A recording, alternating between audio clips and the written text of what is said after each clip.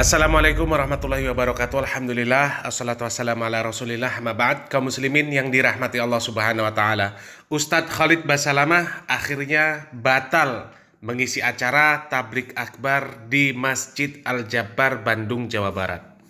Sebelum muncul berita batalnya acara tersebut, viral sebuah akun media sosial milik anggota GP Ansor yang mempertanyakan kemudian menyatakan penolakan terhadap rencana acara tablik akbar yang akan diisi oleh Ustadz Khalid Basalamah tersebut. Ditolak oleh GP Ansor, ditolak oleh kelompok Banser, dan batalnya acara tersebut dikutip dari laman website Warta Ekonomi, dan ini adalah berita terbaru bahwasanya alasan dibatalkan bukan karena ceramah Ustadz Khalid Basalamah yang dinilai radikal seperti yang ditweet oleh anggota GP Ansor tersebut. Akan tetapi batalnya acara tersebut karena Masjid Al-Jabbar ini ditutup sampai awal Ramadan. Dan sebenarnya ini alasan yang penuh tanda tanya. Alasan dibatalkan acara tablik akbar tersebut ini cukup rancu. Masjid milik pemerintah Provinsi Jawa Barat yang seyogyanya jadwal atau program kegiatan itu tersusun rapi, terprogram dengan rapi, dengan baik. Tiba-tiba ada program penutupan masjid. Dan ada apa? Masjid ditutup. Tapi kita berhusnuzon, mudah-mudahan itu merupakan keputusan yang diambil demi kemaslahatan kaum muslimin. Hanya saja timbul pertanyaan, ada apa gerangan mereka, orang-orang dari GP Ansor, dari Banser, dan segenap jajaran mereka seringkali melakukan penolakan dan pembubaran kajian orang-orang yang mereka sebut dengan Salafi atau Wahabi. Kalaulah dikatakan sesat, atas dasar apa dikatakan sesat? Karena tidak ada fatwa resmi yang mengatakan orang-orang Salafi atau Wahabi itu sesat. Dan ketika dikatakan radikal, radikal dari mana? Ceramah ustadz-ustadznya beredar luas, bisa dilihat, dinikmati, ditonton, didengar oleh siapapun. Alangkah mudahnya menangkap mereka semua seandainya mereka mengajarkan radikalisme, bahkan terorisme. Seperti yang banyak diberitakan, seperti banyak yang diisukan. Kalau dikatakan meresahkan, meresahkan siapa? Kalau ustadznya menyampaikan bab tauhid, memerintahkan untuk meninggalkan syirik, maka yang resah adalah orang-orang yang melakukan kesyirikan. Kalau ustadznya menyerukan kaum muslimin untuk taat, meninggalkan maksiat, maka pelaku maksiat pasti resah mendengar ceramah-ceramahnya. Jadi ceramah-ceramah yang radikal dan meresahkan itu ceramah yang mana? Kenapa tenang-tenang saja ketika ada acara-acara dangdutan, konser-konser musik yang di sana jelas-jelas banyak maksiat, terang-terangan mereka berbuat maksiat? Bukankah yang seperti itu lebih pantas untuk kalian bubarkan? Pengajian-pengajian yang diisi oleh Weldo, kenapa tidak ditolak? Kenapa tidak dibubarkan? Apakah Weldo menurut kalian bukan orang yang menyesatkan? Bukan orang yang merusak akidah? Bukan orang yang merusak pemahaman kaum muslimin? Dan masih banyak lagi perkara-perkara yang lebih pantas untuk ditolak. Mari berpikir cerdas.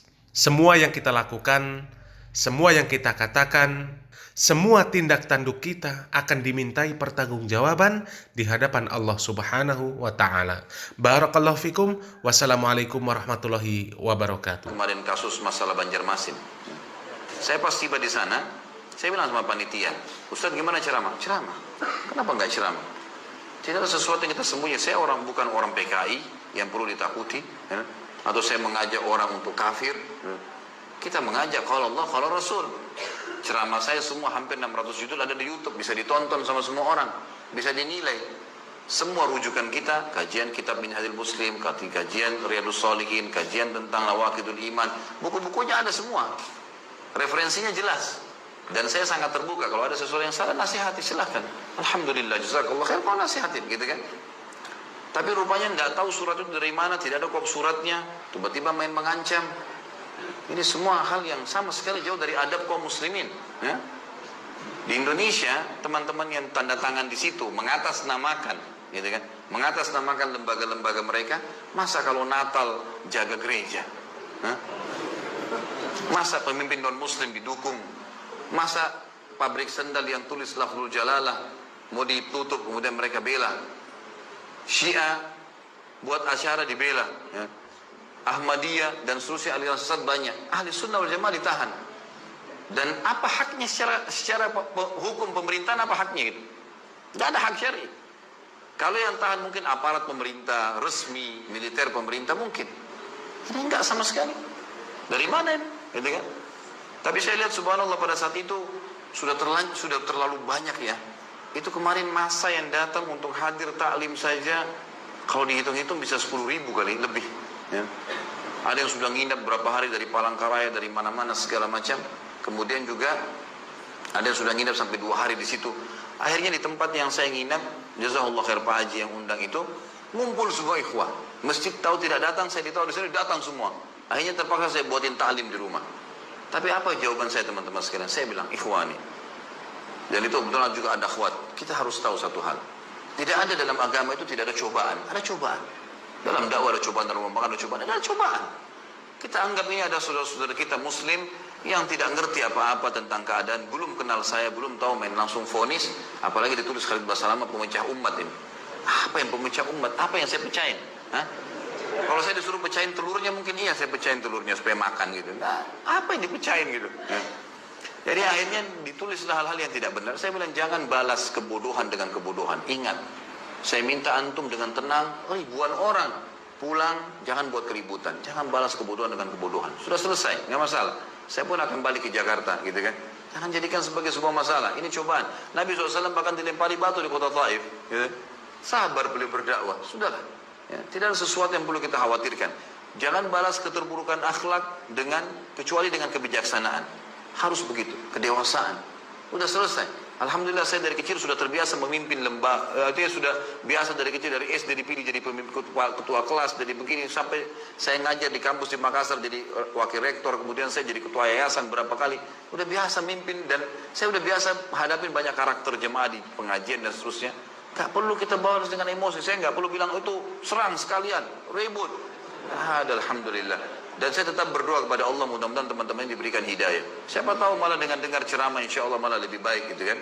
Tapi ini tidak boleh terjadi. Apalagi di kalangan ahli sunnah wal jamaah. Gak boleh sama sekali terjadi.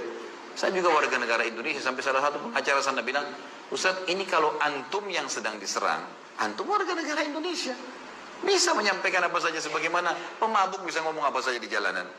Gak ada urusannya. Kalau materinya silakan disimak. Kalau ada masalah baru disampaikan. Itu pun ada jalur hukumnya. Nah, jalur hukum bisa disampaikan. Baru kemudian ini kalau tiba-tiba mau mengancam saja surat, dilempar begitu saja tanpa ada kejelasan.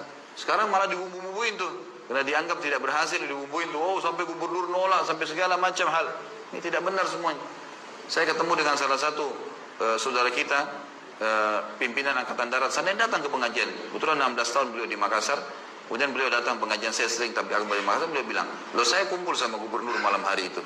Tidak ada perkataan masalah dilarang ceramah antum. Ini cuma dibuat-buat, dibesar-besarin. Katanya di mik-mik masjid disampaikan. Di mana mik masjid ini? Ini terlalu dibesar-besarin. Allahu a'lam. Saya juga hadir di masjid.